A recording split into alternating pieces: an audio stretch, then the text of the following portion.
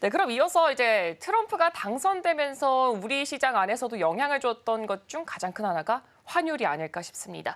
지금 트럼프 정권이 들어오고 또 우리나라로 봤을 때는 이 12월 3일 계엄 사태 여파로 지금 상단은 1,500원 선까지 열려 있다라는 이야기가 나오고 있습니다.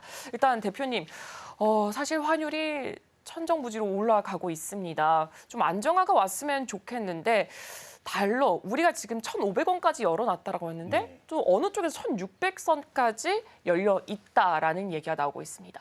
앞으로 이렇게 환율 전망에 대해서는 대표님 의견 어떻게 생각하시나요? 네, 지금 보면 이제 트럼프 취임이 1월 20일 이제 그 이후에 1월 28일, 29일에 FOMC잖아요. 그래서 네. 사실 이제 트럼프가 지금 현재 통화 정책에 대해서 사실 고금리에서 굉장히 강도 높게 조금씩 비판을 하고 있기 때문에 취임 이후에 FOMC가 열린다는 측면으로 봤을 때는 그래도 금리에 대해서는 그렇게 우리가 뭐 어느 정도 강도 높게 조금씩 이제 우려를 하지 않아도 된다라는 심리적 흐름은 좀 있습니다. 일단 제가 봤을 때 국내 이 환율 같은 경우는 이 헌재 3인 임명에 대한 권한 대행이 인정을 한다라고 하면은 또 원달러 환율 급등이 일부는 좀 진정이 되지 않을까 해서 뭐 국내 증시는 사실 지금에서는 정권에 대한 흐름 때문에 1,800선, 1,500선에 대한 돌파에 대한 패러다임 변화가 생길 수 있지만은 아까 말씀드렸던 이 헌재가 어느 정도 해결이 된다라고 전제 조건을 달았을 때는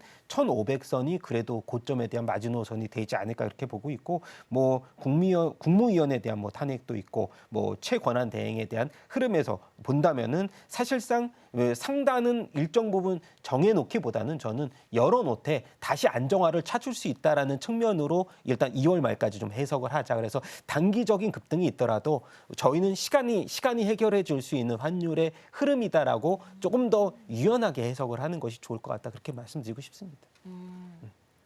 일단 단기적으로는 급등을 할 수 있다. 이 부분을 생각을 해봐야 될 것 같습니다. 현재 이 부분이 해결이 된다면은 상단 자체는 1,500원대가 형성이 될 것이고 그래도 우리는 시간이 해결해 줄 수 있는 부분이다라는 의견까지 달아주셨습니다. 그렇다면 소장님은 지금 이 환율에 대해서 앞으로 전망 어떻게 보시나요? 굉장히 좀 위험한 구간에 지금 들어와 있는데요. 우리가 환에 대해서 얘기할 때는 좀 방송에서는 굉장히 좀 언급이 좀 조심스럽습니다. 왜냐하면 이 환에 대한 것들은 우리가 이제 글로벌 투기 세력들이 볼 수 있는 부분들인데 우리가 이제 환에 대해서 걱정했던 부분들이 뭐냐면 1,450원이 깨지냐라는 거였어요. 왜냐하면 1,450원이 국민연금이 개입하는 마지노선으로 우리가 알려졌었던 상황인데 지금 1,450원 위에서 놀고 있는 거 아니겠습니까? 그런 부분들 상태에서 여기서 이제 다행스럽게도 지금 이제 김성원 대표님 말씀하신 것처럼 우리가 환에 움직이는 요소들, 환을 움직이는 요소가 여러 가지가 있습니다만 지금 환율 움직임이 딱 정치적 일정과 같이 움직이거든요. 따라서 헌재라든지 아니면 주 정치인의 발언에 따라서 환이 움직이다 보니까 그나마 다행이다라고 보는 게 우리가 1,450원이 깨지면 그러니까 1,450원 위에서 환이 놀 때 가장 이제 걱정했던 게 뭐냐면 글로벌 투기 세력들이 들어오는 거예요. 글로벌 투기 세력들이 들어온다라면 이거는 뭐 막을 수 없는 겁니다. 거기에 이제 우리가 1,450원을 막으려고 했던 국민연금에 들어갔던 뭐 속설에 의한 그런 돈들이 당장 녹아 없어져 버리는 부분들이거든요.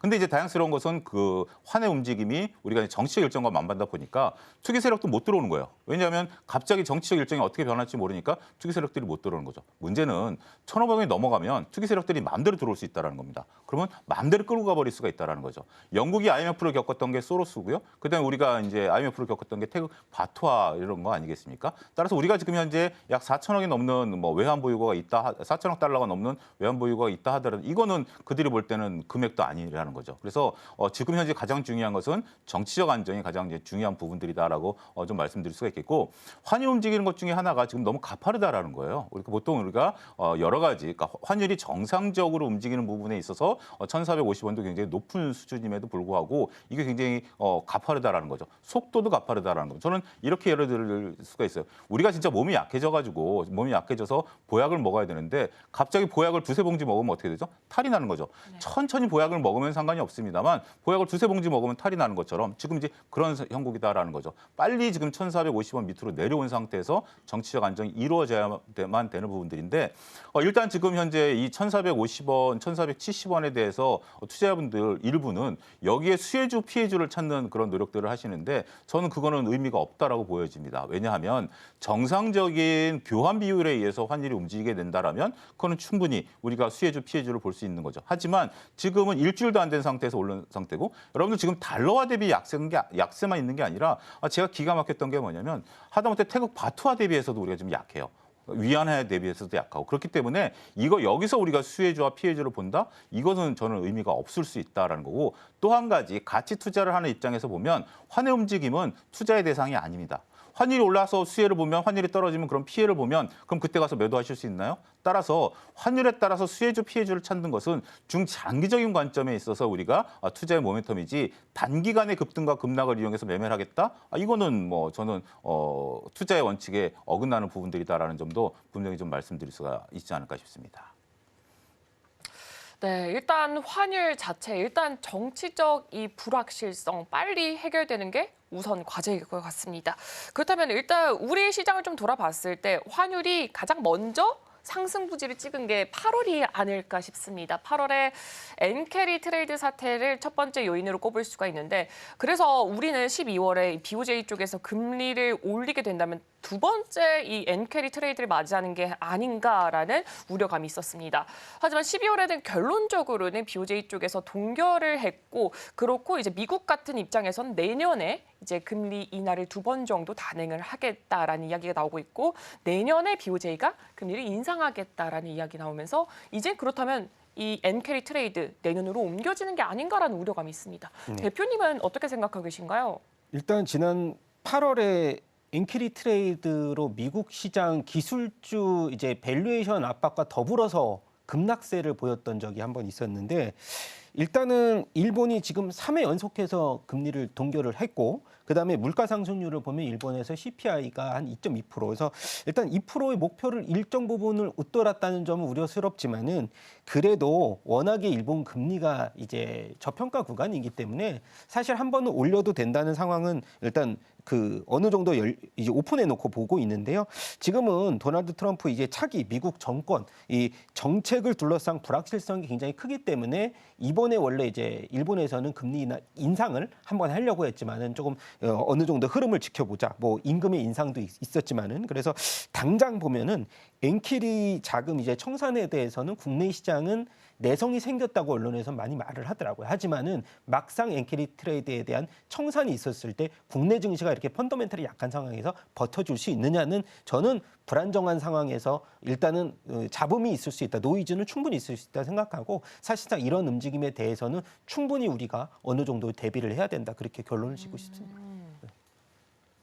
잡음이 일어날 수밖에 없을 것 같다. 여기에 대해서 우리는 또 대비를 해야 된다라고 의견 주셨습니다. 그렇다면 소장님은 어떻게 의견 가지고 계신가요? 엔캐리 트레이드를 우리가 정확히 파악하기는 어렵죠.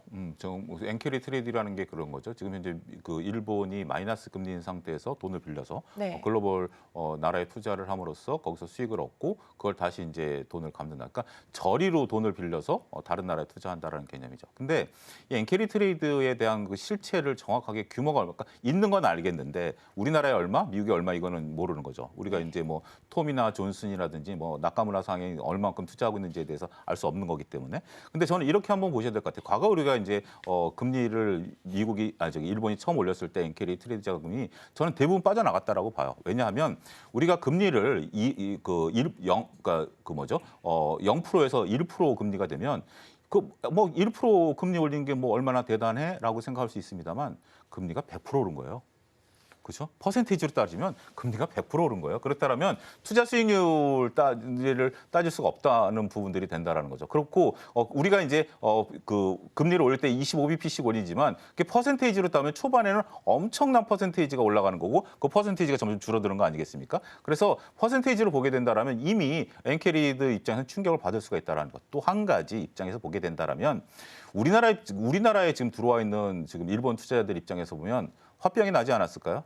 굉장히 화병이 났죠. 거기서 우리나라에 굳이 투자할 요소가 있을까요? 따라서 저는 이미 어느 정도 선에 있어서는 충분히 빠져나갔을 가능성이 있다라고 보는 거죠. 두 번째는 미국 같은 경우는 쾌재를 부르겠죠. 아무리 일본이 금리를 올린다 하더라도 내가 엔비디아나 테슬라를 갖고 있다라고 한다라면 이건 금리 올려라. 아무리 금리 올려도 나는 상관없다. 하루면 만회한다라는 부분들이지만 반대로 생각한다라면 자 지금 BOJ가 금리 인상을 한 차례 연기를 했으면 내년엔 당연히 하겠죠. 그러면 조달 금리가 이렇게 올라가는데 지금 상태라면 오히려 그 테슬라라든지 엔비디아를 엑시트하고 여기서 그러니까 이익을 실현하고 차라리 돈을 갚아버리는 게 더 현명하지 않을까?